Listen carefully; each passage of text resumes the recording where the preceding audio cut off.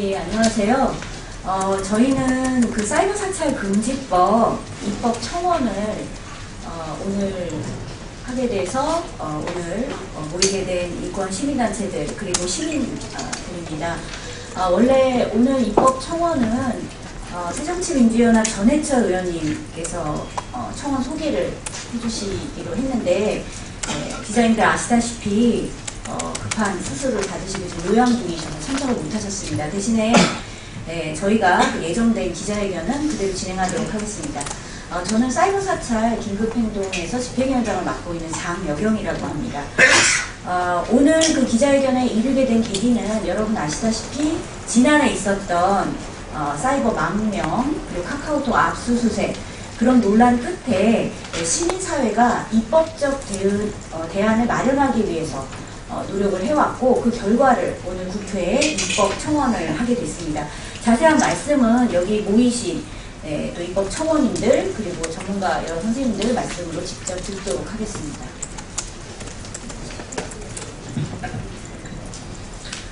네, 반갑습니다.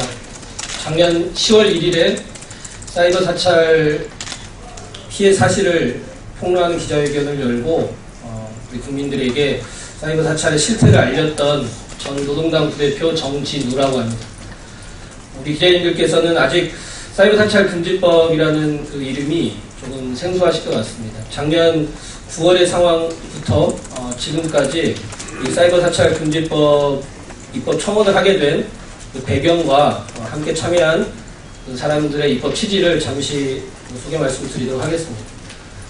작년 9월만 해도 세월호 참사에 대한 진실을 요구하는 우리 국민들의 목소리가 계속 커지고 있을 그럴 때입니다.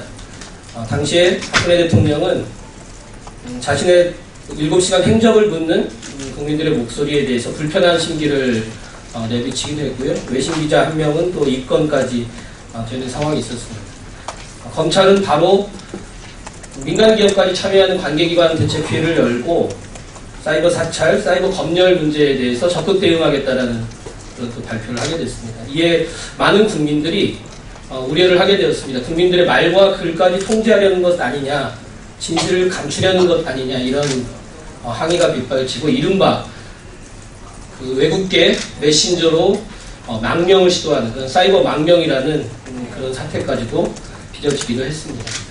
그 즈음에 저는 9월 18일이죠. 종로경찰서로부터 카카오톡을 압수수색했다는 그런 통지서를 받게 되었습니다. 작년 6월에 청와대 앞에서 정부의 책임을 묻는 그 시민들과 함께 집회를 했었는데 당시에 구속이 되고 그리고 카카오톡을 압수수색했다는 사실은 이제 3개월 지나서 알게 되었습니다. 당시에 검찰과 카카오톡은 서로 자신들의 책임이 아니고 그리고 실제 범죄 수사를 제외하고는 국민들의 말과 글까지 이렇게 저인 방식으로 수사하거나 사찰하지 않는다 그런 발표를 하기도 했습니다. 그렇지만 11월, 12월 저의 재판을 진행을 하면서 또 많은 기자님들 많이 협조도 해주시고 국민적인 또 이 사이버 사찰 압수수색에 대한 문제가 화제가 되자 어쩔 수 없이 검찰은 재판에 카카오톡 압수수색을 했던 실제 내용을 제출할 수밖에 없게 되었습니다. 거기에는 제가 10월 2일에 기자회견 때 발표했던 내용 대부분이 그대로 사실로 드러났습니다. 2368명의 피해자들, 즉 저와는 직접적인 관련이 없는 당연히 범죄와는 아무 관련이 없는 사람들의 사적인 대화 내용 또는 정부에 대한 비판의 메시지 이런 것들이 다 포함이 되어 있었고요. 그래서 당시 기자회견을 했던 저와 그리고 인권단체, 민변 그리고 여러 시민사회에서 이 문제를 좌시하지 않고 우리 사회 이 감시, 사이버 감시의 문제를 근본적으로 해결하기 위한 그런 사회적인 조치가 필요하다 이런 공감대가 생겼습니다. 그래서 사이버 사찰 금지법을 만들기 위한 그런 노력을 하게 되었고요. 그래서 이 부분은 자세히 입법의 내용에 대해서는 우리 전문가 선생님들께서 말씀을 해주시겠지만 제가 한 가지 좀 덧붙이고자 한 말씀을 드릴까 합니다. 저희가 3월 1일에는 사이버 사찰 실제 피해자들을 제가 직접 찾아서 실은 정부기관이나 검찰도 저를 제외한 2천여 명의 그 시민들에게는 이 사실조차 통지하고 있지 못했는데 직접 연락을 하는 과정을 통해서 우리 사이버 사찰 피해자들이 직접 또 모였습니다. 그래서 민변 등이 만들고 있었던 이 사이버 사찰 금지법의 내용에 대해서도 저희 같이 토론했고, 그래서 가장 저희들이 주안점을 둔 건 다시는 제2, 제3의 피해자가 있어서는 안 되겠다. 범죄수사라는 그런 미명하에 우리 국민들의 말과 글을 자유롭게 쓸 수 없는 그런 세상은 안 되겠다. 이런 우리 피해자들로부터의 목소리가 모아졌습니다. 그래서 이번에 입법 청원을 하게 되는 이 사이버 사찰 금지법에 저는 가장 커다란 의미는 우리 국민들 스스로가, 그리고 메신저를 사용할 수밖에 없는 이 시대에 잠재적인 피해자들이 앞으로 이 정부기관 그리고 검찰, 경찰로부터 검열당하지 않고 자유롭게 우리의 글과 말을 쓸 수 있는 그런 사회를 만들기 위해서 참여를 했다. 이런 취지를 적극적으로 담아 주셨으면 좋겠습니다. 그래서 오늘 입법청원에 2천여 명의 시민들이 직접 참여를 했지만요, 앞으로 실제로 입법이 되는 과정에서도 우리 시민들이 함께 나서고자 합니다. 그래서 사이버 감시국가라는 영화에서나 본 듯한 이런 부분들에 대해서 우리 국민들이 직접 나서서 발언하고 또 참여해서 우리 사회 민주주의를 확대하는 그런 싸움에 함께 하고자 합니다. 우리 기자님들의 많은 관심과 지지를 부탁드리겠습니다. 고맙습니다.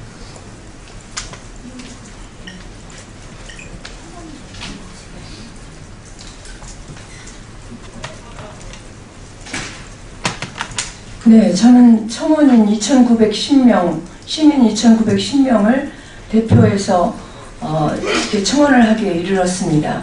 저는 그냥 일반 시민, 평범한 시민 이요상입니다. 그런데 작년 9월인가요? 제가 알지도 못하고 정진우 씨를 전혀 일면식도 없고 아는 사이도 아닌데, 제가 어떻게 우연히 그 정진우 씨가 있는 카톡방에 누군지도 모르는 사람에 의해서 초대되어 있었는데, 그 사실도 잘 모르고 있다가 정진우 씨의 기자회견을 보고 그때 비로소 제가 저의 정보가, 카톡 정보가 검찰에 의해서 틀렸다는 것을 알았습니다.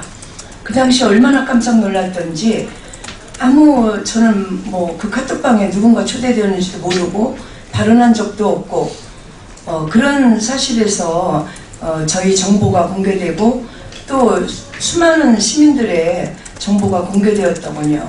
그래서 밤잠을 못 이루고 있다가 어느 누가 내 뒤를 따라오는지, 늘 이런 평범한 시민을 감시하고 있는지 밤잠을 이루지 못하고 있다가 제가 시민들과 같이 한 20-30명 같이 카카오톡 가서, 본사에 가서 기자회견도 하고 또 카카오톡 본사에 방문해서 항의를 했습니다. 내 정보를 어떻게 공개되었느냐.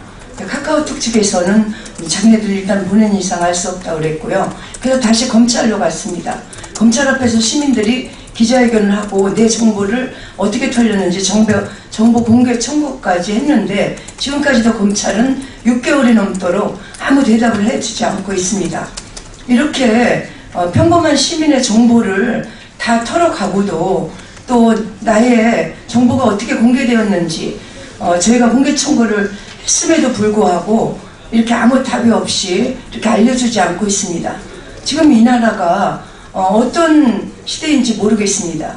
저는 나이도 65세고 정말 나의 이런 기본권인 이런 카카오톡을 하는 그 행위, 아니면은 그냥 보통 시민으로서 누구나 전 국민이 3천만이 지금 이상의 카카오톡을 이용하고 있는데, 이런 내 정보가 왜 털렸는지 저는 지금도 알지 못합니다. 그래서 저는 시민들과 함께 끝까지 헌법소원까지 가기로 했습니다. 그래서 부디 이 입법청원이 국회에서 잘 받아들여서 저희 같은 이런 평범한 시민의 표현의 자유, 그리고 아주 기본권인 이런 권리를 되찾게 해주기를 바랍니다. 감사합니다. 네, 저는 민주사회를 위한 변호사 모임의 부회장을 맡고 있고, 저희 민변의 입법간시 TF라는 그 상설 조직이 있습니다. 거기에 팀장을 맡고 있는 이석범 변호사입니다. 네, 여러분 스노우든 아시죠? 그 다음에 어산지, 미 국방정보국에 있으면서 국가 권력을 남용해가지고 미국 시민들의 정보 기본권을 침해하고 사생활을 침해하는 그런 행위를 폭로해서 지금은 망명 중에 있습니다.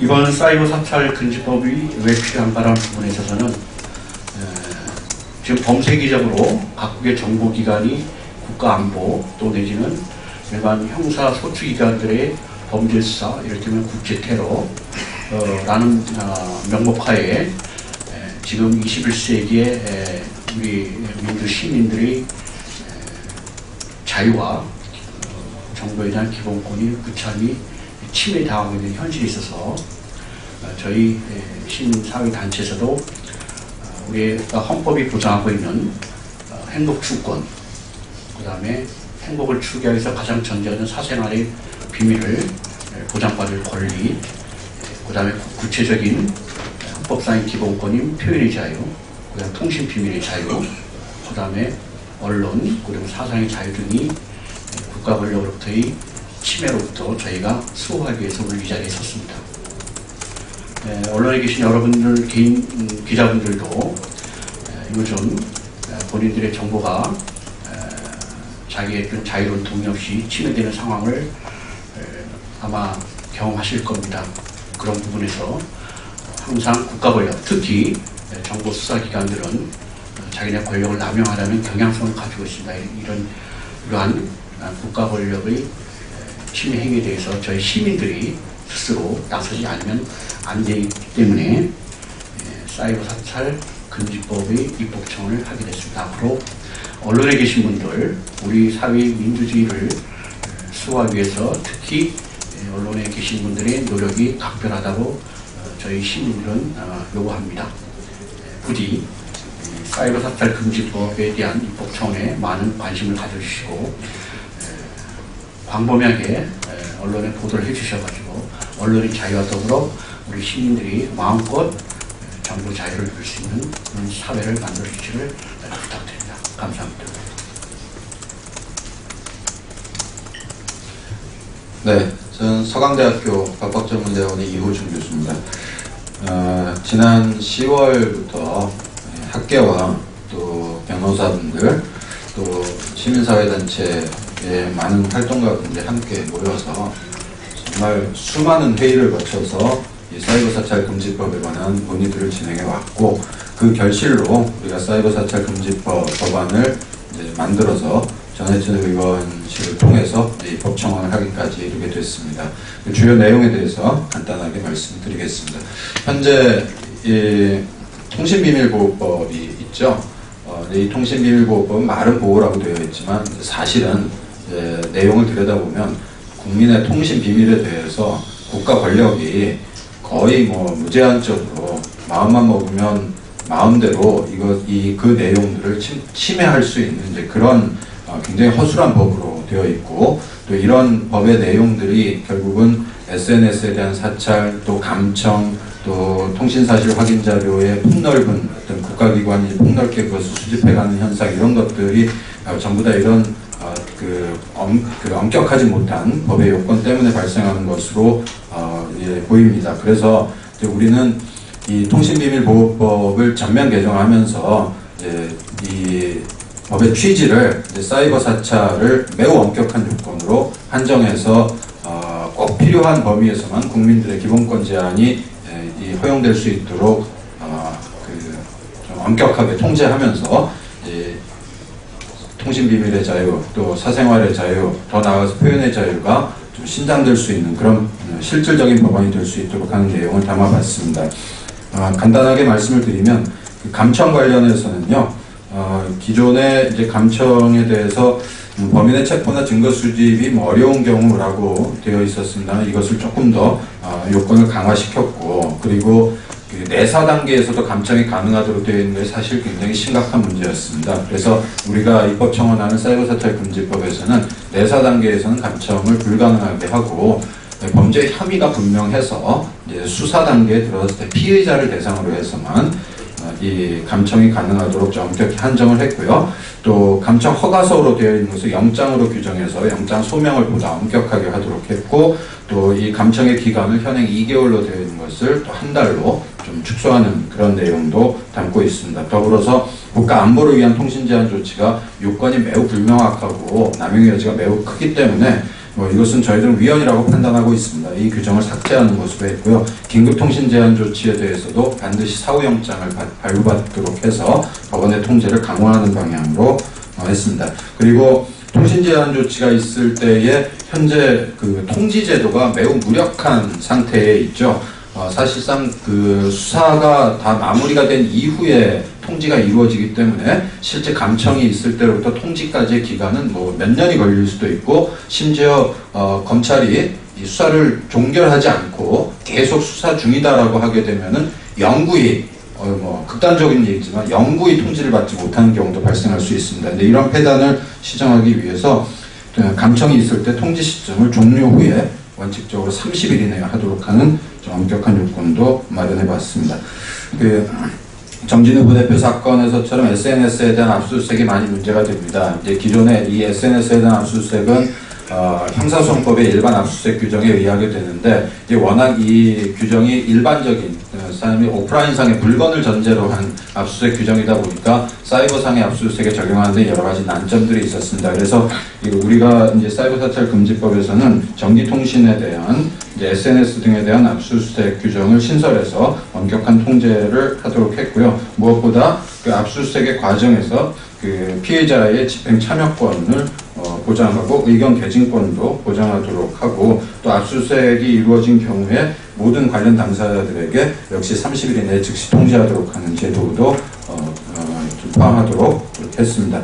그리고 통신사실 확인자료 제공 절차에 관련해서는 통신자료, 기존에 이제 가입자 정보에 해당되는 통신자료의 제공은 영장주의 적용을 받지 않고 있었는데, 영장 없이 이 통신회사들이 가입자 정보를 수사기관에 넘겨줄 수 있도록 되어 있는 것이 현행법입니다. 이것을 우리는 이제 영장에 의하도록 하는 식으로 규정을 했고요.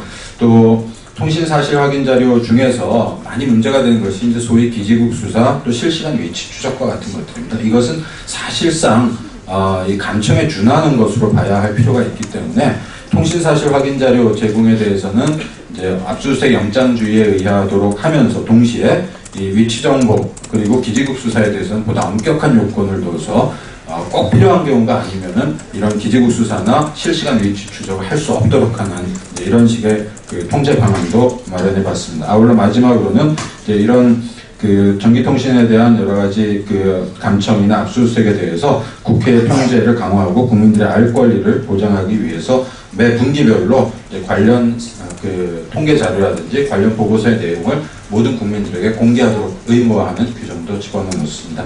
이상입니다. 제가 하나만 더 보충하겠습니다.